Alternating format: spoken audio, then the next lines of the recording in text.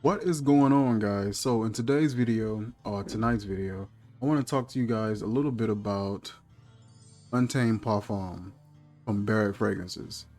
I started wearing this one and I was like, you know what, this reminded me of Sauvage, and I realized this was one of the variations, well, not variations, it was a variation of the flankers of Sauvage.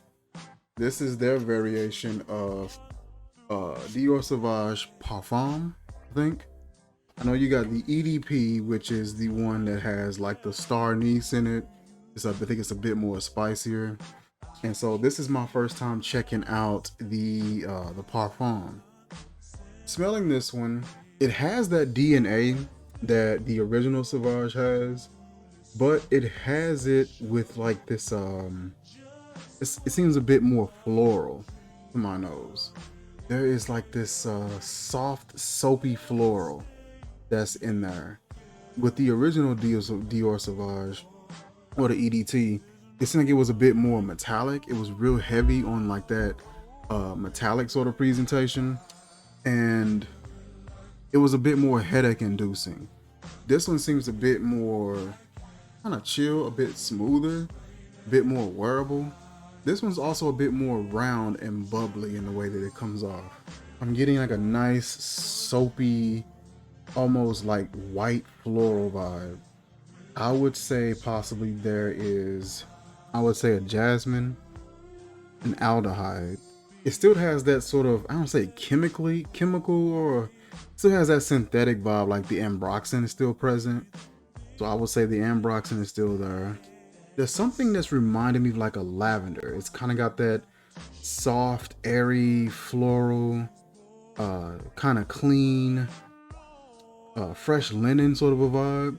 It's something there that reminds me of that. So I would say that there's a lavender present. It's something in here that is kind of like this sort of watery, not necessarily green, but it reminds me of like an aloe vera kind of a vibe. Like it has like that fresh, damp, watery sort of a aspect to it. Something in here reminds me of that. There's like an undeniable like soapiness, and I don't remember what to attribute that to. I don't remember jasmine really having that much of a soapiness. I know there are some aldehydes that can give off that sort of a soapy vibe, but I don't remember what fragrance note usually contributes to that. It could be a bergamot present, but it doesn't seem like it, but it could be some present. There's like the soapiness comes off like an animal fat, like a really fatty type of a soap. We'll refresh this one more time, and we'll do it on this side here. There's like a citrus or something in the opening. It smelled almost like an apple, but I don't remember it ever having like an apple. So I'd say that there's a bergamot. It's something fresh, but it's not super distinguishable for me. So I don't know if it's possibly like a bergamot or a lemon. It's not, it doesn't seem like it's an orange or anything like that. It seems more so like a bergamot or a lemon. It's a bit more muted so far as like how it comes off, but it does seem like there's a citrus up top. There is a woodiness in here as well. I would say maybe a sandalwood. Nothing's really standing out. I can tell that there's like a wood in it, but I can't tell like exactly which one. There's not a lot of smoke or anything like that happening. Not real damp or real dry, fiery, or anything like that. So far, that's all I can pick up. You know, aldehyde, bergamot, something that smells like a watery green-ish sort of a vibe, lavender, musk, possibly a jasmine, and maybe a sandalwood, and something soapy. So looking on, just went on for Grantica and just checking out a basic little layout of the notes. It says that it is citrus, woody, amber. It says it's vanilla, fresh, spicy, warm, spicy, powdery, balsamic, and sweet. And the note layout that they present, it did have orange in it. It did have bergamot. It did have sandalwood. I didn't pick up on olibanum. I didn't pick up on that. And I want to say alimi is like a balsamic resin. Let's take a look. Yep, resin and balsams. It's a fresh, spicy, piney, balsamic smell with a citrus facet. Okay. And I wasn't picking up on that. I did not get tonka bean. I did not get anything that came off remotely like vanilla. Now that I'm like smelling it again, I guess I see it, but yeah, I wasn't picking up on it on my own. I thought that was possibly lavender and broxin. I thought that was possibly some aldehyde in here. And so yeah, we were off with that. So what is giving the soapy vibe?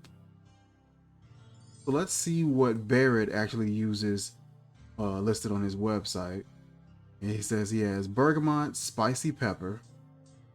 He has lavender. Oh, okay, so there was lavender.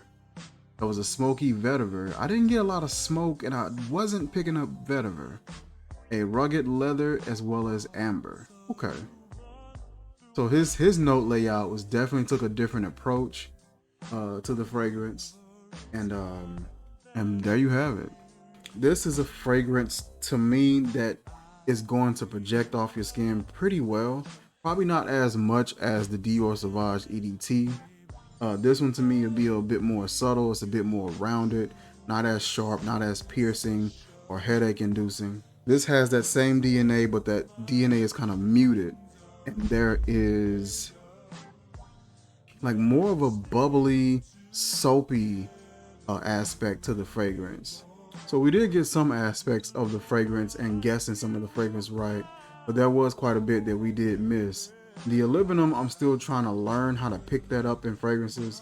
I believe in one of my last videos, I was able to pick it up pretty good. But in some of them it's just hit and miss.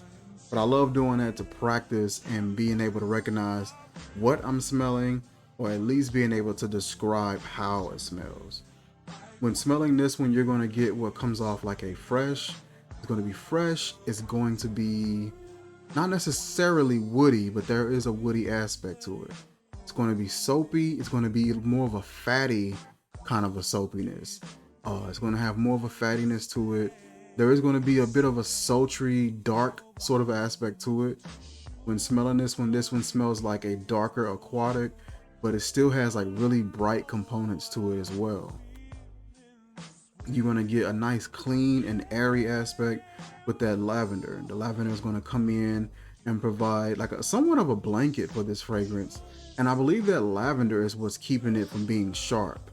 It still has a lot of that original DNA, but I think that lavender softens it quite a bit and helps it not be as sharp and not as piercing, headache inducing, and sort of smooths it out quite a bit. You do pick up on the amber in the fragrance. The leather and the vetiver, I can't pick it out singularly, but now that I read that it's in there, you start to look for it and you're able to pick it up easier, and that makes a difference as well. Sometimes I like to be able to smell a fragrance and see what can I pick up, what can I distinguish. Is everything blended together really well? Is everything standalone and individual? And so really good fragrance. I think this is perfect for the fall. I think this is great for the winter, and I think it's good for the spring as well. Early morning spring, it's still a nice breeze outside, still pretty chilly and things like that. I think this will work well with that. As always, I will drop the link in the description where you guys can check out this particular fragrance. Once again, that is Untamed Parfum by Barrett Fragrances. Extrait de Parfum. And that is it for this video, you guys. Like, comment, share, subscribe. And I will catch you guys soon. Peace.